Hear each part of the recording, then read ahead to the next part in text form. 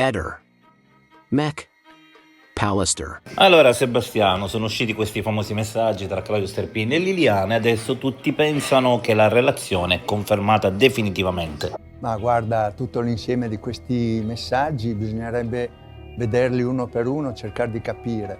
Ma quello che a me mi sconvolge è il fatto che questo signore sta cercando e vuole dimostrare questa storia d'amore e sta infangando Liliana, per me.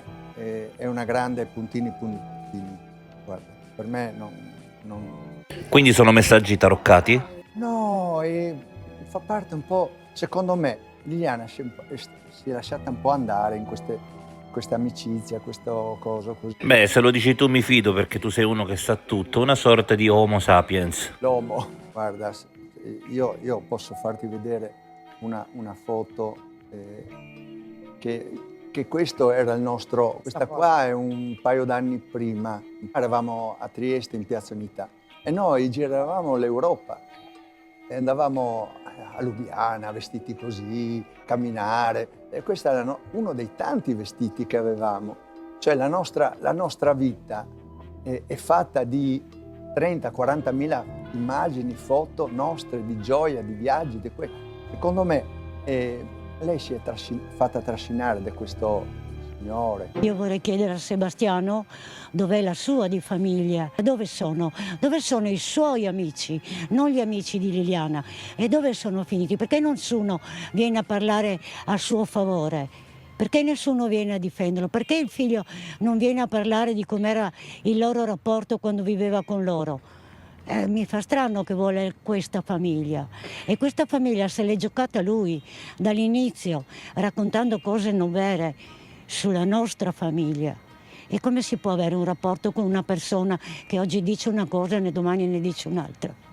E per quanto riguarda che lui dice sempre che la famiglia lo odia, che io personalmente lo odio. No, io non lo odio perché non so cosa vuol dire odiare. Però se io lo odio tanto come dice da sempre, io non lo avrei mai invitato a casa mia. Io non lo avrei mai invitato ai nostri anniversari, ai nostri battesimi. Io ero così cattiva e così che lo odiavo che ho fatto il pranzo per mia mamma nel ristorante di suo figlio. Perché noi siamo famiglia, noi ci siamo comportati da famiglia, perché abbiamo sempre pensato, visto che lavorava soltanto Liliana, se avevamo bisogno di un fotografo o di un ristorante, di lasciare i soldi in famiglia. Per Giorgio a un certo punto ti volta le spalle, anche se secondo altri voi siete stati visti insieme in pizzeria anche di recente. Guarda, intanto parliamo di mio figlio. Allora, lui è stato coinvolto da queste persone qua, come il complice dell'assassinio di Liliana. Complice. Lui è stato accusato di essere il complice dell'omicidio. Io a un certo punto, era il 16 giugno del suo compleanno, gli telefono e gli dico auguri, buon compleanno. E lui mi fa, papà, fammi un regalo, non telefonarmi più, perché questa storia lo ha distrutto, gli ha fatto un male da matto. In quanto riguarda il resto dei miei amici, per carità, io ne ho. Sebastiano, tu hai subito creduto all'allontanamento volontario. Com'è possibile che non ti sei preoccupato minimamente all'inizio che forse le potesse essere successo qualcosa? Perché è quello che mi ha detto la polizia.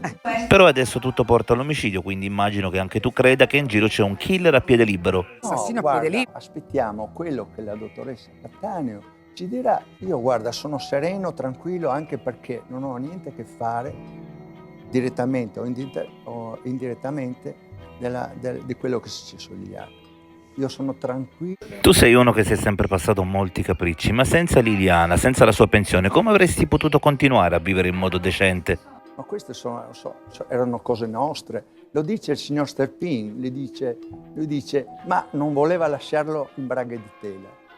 Cosa significa questo? Sì, ma senza i soldi di Liliana, come potevi continuare a vivere, a comprare biciclette, a comprare telefoni? Nessun problema, mi sono sempre arrangiato nella mia vita, sto vivendo tuttora. con le mie piccole cose, con le mie cose. Altro punto, la banda degli onesti e Serpin hanno sempre cercato la verità, tu invece non l'hai mai cercata, hai sempre detto vedremo, se ne occupa la procura, aspettiamo la Cattaneo. Ma guarda, In maniera... la famiglia è sempre stata ostile nei miei confronti, perché intanto quando abbiamo deciso di sposarsi la famiglia ha detto di no.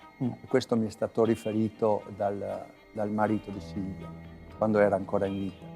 Di conseguenza, chiediamo a Silvia quante volte le ha detto fatto il compleanno, perché non è venuta. Fosse stato per te non avresti fatto nemmeno l'opposizione all'archiviazione. Io ho lo studio legale di Alice e Paolo Villacca. Stanno lavorando in silenzio, non vanno a starnazzare di qua e di là. È possibile che tu non ti chieda cosa è davvero successo a Liliana? Questo qualcuno lo sa, questo ci verrà detto, perché io spero che comunque qualcosa venga fuori da queste cose qua. Guarda, tutte queste persone che stanno parlando, che vanno in televisione,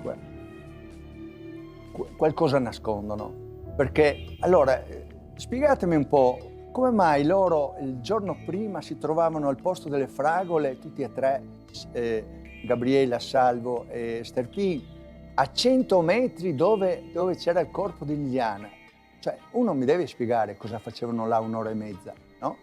Ma la verità, non costruzioni così. Loro tre, secondo me, hanno qualcosa, sanno qualcosa. Il caso di Liliana Resinovic è complesso e le speculazioni sul suo omicidio devono essere affrontate con cautela, rispettando sempre la presunzione di innocenza fino a prova contraria. Tuttavia, ci sono diverse ragioni per cui Sebastiano Visintin potrebbe essere stato considerato un sospetto nel suo caso. 1. Relazioni personali. Sebastiano Visintin era il marito di Liliana Resinovic. Spesso, negli omicidi, le persone più vicine alla vittima sono inizialmente indagate, poiché hanno più accesso ai motivi personali che potrebbero spingerle a commettere un crimine. 2. Motivi finanziari o emotivi. In molti casi di omicidio all'interno delle relazioni, motivi come gelosia, problemi finanziari o tradimenti possono essere fattori scatenanti, anche se non ho informazioni specifiche su questo caso. Tali motivi sono comuni nelle indagini di questo tipo. 3. Incoerenze nelle testimonianze. Se ci fossero state discrepanze o contraddizioni nelle dichiarazioni di Visintin alla polizia, ciò potrebbe aver suscitato sospetti. Le incoerenze possono spesso indicare che qualcuno sta nascondendo qualcosa. 4. Prove circostanziali. A volte, le prove circostanziali, come movimenti sospetti o alibi non verificabili, possono portare le autorità a considerare una persona come sospetta. 5.